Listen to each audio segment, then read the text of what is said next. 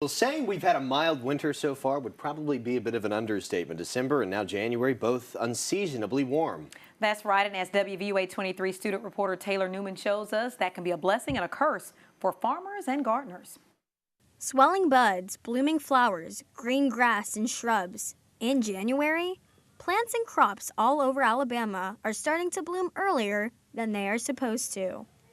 You might have a little damage on new growth, and that's the primary problem we have with it warm right now, is all the plants think it's spring and are leafing out. But spring is close to 2 months away, and February in Alabama can be brutal. February is always the coldest month, and it's the month we're most likely to have damage to plants.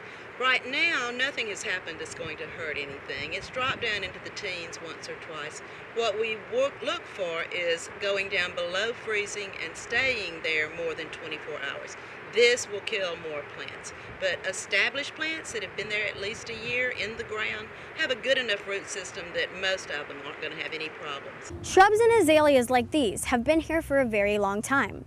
They're well established. Debbie tells us that these kinds of plants can handle sub-freezing temperatures.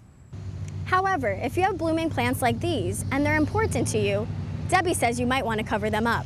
She also has this advice for you. If you do have any small pots, hanging baskets, or window boxes, they are the most susceptible because the cold air can come up around them and make the roots freeze. So I'd be a little more careful with that. Typically, if something's right by the house, the temperature is a good 10 degrees warmer than the actual air temperature, so that works in their favor.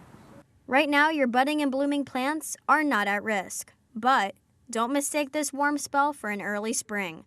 Jack Frost can and probably will return very soon. For WVUA 23 News, I'm Taylor Newman.